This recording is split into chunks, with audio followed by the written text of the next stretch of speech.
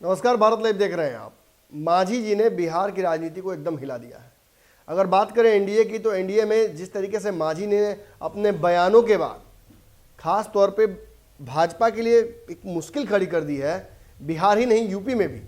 इसके बाद भाजपा मांझी जी को लेकर थोड़ा स्पेक्टिकल हो गई है, इंतज़ार कर रही है कि आखिर किस तरीके से रिएक्ट करे मांझी जी के इन बयानों पर। लेकिन केवल मांझी जी ही एक भाजपा के लिए समस्या फिलहाल नहीं है। जहाँ एक तरफ मांझी जी अपने बयानों से भाजपा के लिए मुश्किलें पैदा कर रहे हैं, वहीं मुकेश सहनी भी लगातार उत्तर प्रदेश और बिहार में जिस तरीके की राजनीतिक हलचल कर रहे हैं, इससे भाजपा की बेचैनी बढ़ी हुई है।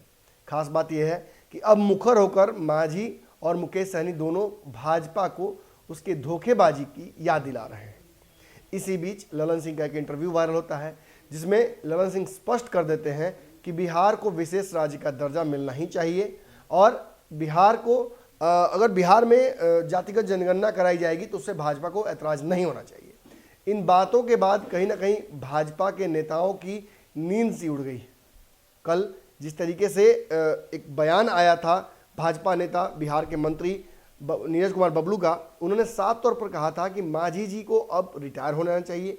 और इन बयानों की श्रृंखलाओं को मांझी जी के देखते हुए लगता यही है कि मांझी जी को राजनीति छोड़कर अपने पुत्र को राजनीति करने देने का और उन्हें आशीर्वाद देने का काम करना चाहिए।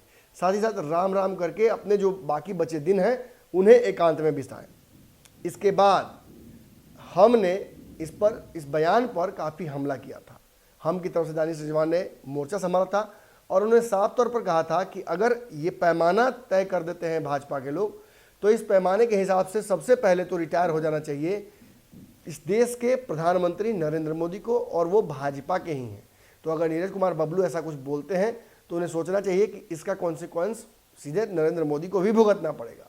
इसके बाद उन्होंने ये भी कहा कि हमारे 4 विधायक हैं और अगर सरकार बहुत मजबूत लगती है भाजपा को है तो हम 4 विधायकों का समर्थन खींच लेंगे, सरकार गिर जाएगी। और जो ऐशो आराम नीरज कुमार बबलू झेल रहे हैं, आज उन्हें मिल रहा है, वो सब कुछ उनसे छिन जाएगा।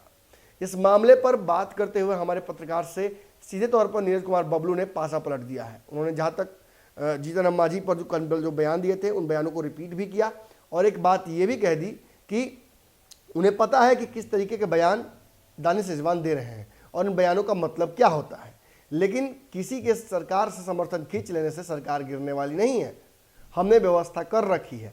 दूसरी बात उन्होंने ये कही कि अगर सरकार जाती है तो सबसे पहले झटका जो लगेगा वो मांझी जी को लगेगा और मांझी जी के पुत्र को लगेगा, जो कि बिहार सरकार के मंत्री हैं।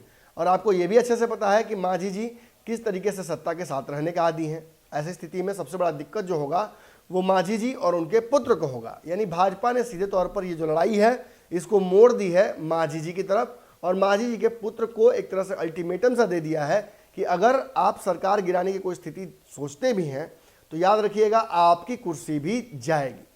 आपको क्या लगता है, बिहार में जिस तरीके से एनडीए में विवाद चल रहा है, क्या इस विवाद का कोई अंतिम प्रारूप भी सामने आएगा या इसी तरह से एक दूसरे पर राजनीतिक दबाव बनाते हुए ये पार्टियां एक साथ बनी रहेंगी? कमेंट्स में अपनी राय दे सकते हैं। धन्यवाद।